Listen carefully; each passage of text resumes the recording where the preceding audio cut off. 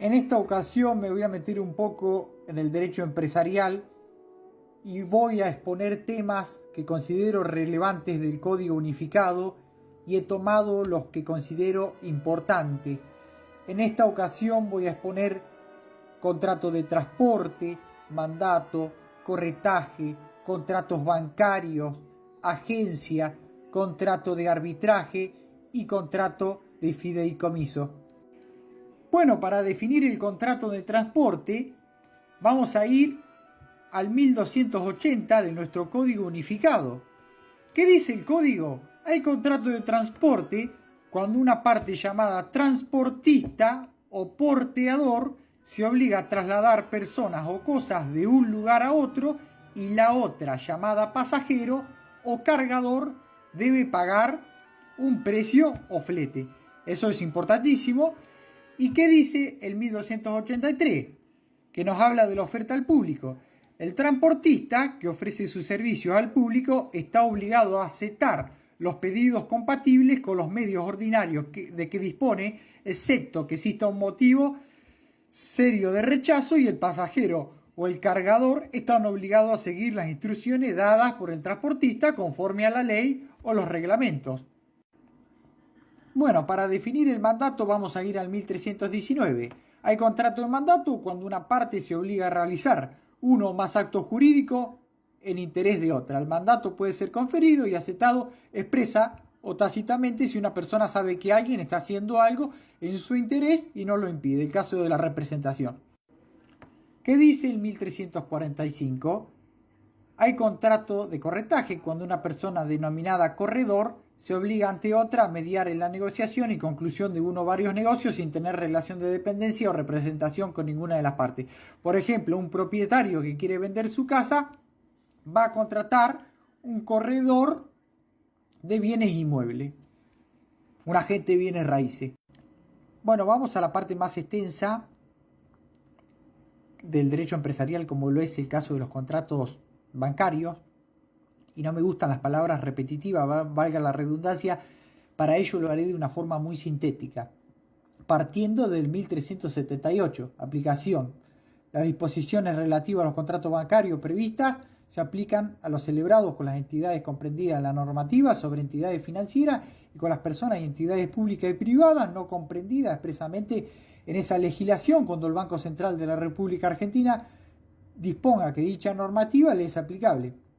1379, el caso de la publicidad, la propuesta y la documentación contractual deben indicar con precisión y en forma destacada si la operación corresponde a la cartera de consumo o la cartera comercial, de acuerdo a la clasificación que realiza el Banco Central de la República Argentina. En el caso de 1380, que nos habla de la forma de este contrato, deben instrumentarse por escrito conforme a los medios regulados. El cliente tiene derecho a que se le entregue un ejemplar. En el caso del contenido en el 1381 del Código Unificado, el contrato debe especificar la tasa de interés, cualquier precio, gasto, comisión y otras condiciones económicas, obviamente a cargo del cliente. En el caso, en el 1390 del depósito en dinero, hay depósito en dinero cuando el depositante transfiere la propiedad al banco depositario, quien tiene la obligación de restituirlo en la misma especie de moneda. 1391, el caso del depósito a la vista. El depósito a la vista debe estar representado en un documento material o electrónico que refleje fielmente los movimientos y el saldo de la cuenta del cliente.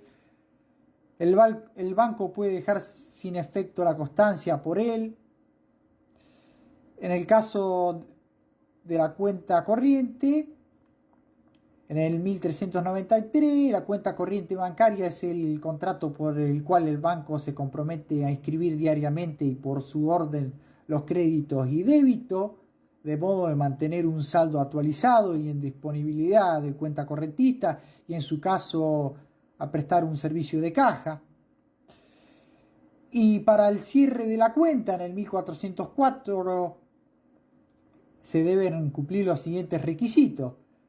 Puede ser el cierre de la cuenta por decisión unilateral de cualquiera de las partes, con previo aviso con anticipación de 10 días, excepto pacto en contrario, por quiebra, muerte o incapacidad del cuenta correntista, por revocación de la autorización para funcionar quiebra o liquidación del banco, por las demás causales que surjan de la reglamentación o de la convención.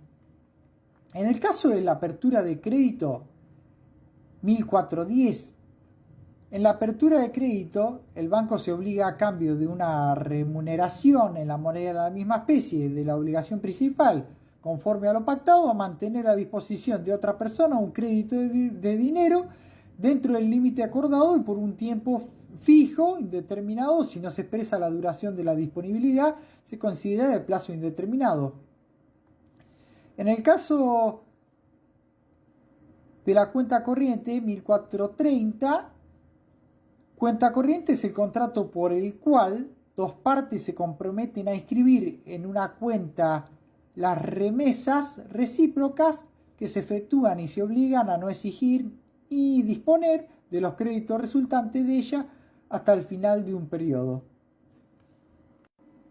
En el caso de la agencia 1479, hay contrato de agencia cuando una parte denominada agente se obliga a promover negocios por cuenta de otra denominada preponente o empresario de manera estable, continuada e independiente sin que medie relación laboral alguna mediante una retribución.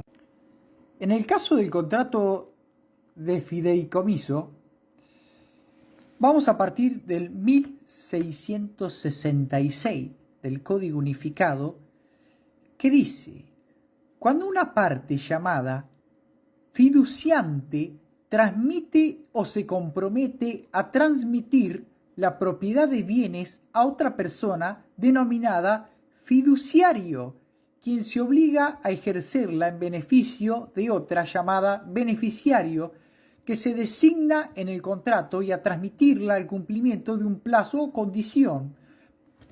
Les voy a dar un ejemplo. Los casos de beneficencia que ha hecho Santi Maratea, ahí nos podemos encontrar con un caso de fideicomiso. Ese tipo de contrato, Santi, por ejemplo, para ayudar al Club Independiente, lo ha llevado adelante. En el caso del contrato de arbitraje, en el caso de las controversias que tengan las partes respecto a su relación jurídica contractual o no contractual, ¿qué pueden hacer las partes? Pueden someter a las decisiones de uno o más árbitros. Obviamente este contrato de arbitraje, las partes, ¿qué van a hacer las partes? Lo van a hacer por escrito. Es un contrato en un acuerdo independiente que se establece en un estatuto o reglamento, y las partes con este contrato por escrito pueden someter sus controversias a las decisiones de los árbitros. Vamos a partir del artículo 1649 del Código, que define al arbitraje. Hay un contrato de arbitraje cuando las partes deciden someter a la decisión de uno o más árbitros todas o algunas de las controversias que hayan surgido o puedan surgir entre ellas respecto de una determinada relación contractual o no contractual de derecho privado en la que no se encuentre comprometido el orden público. No puede estar comprometido el orden público.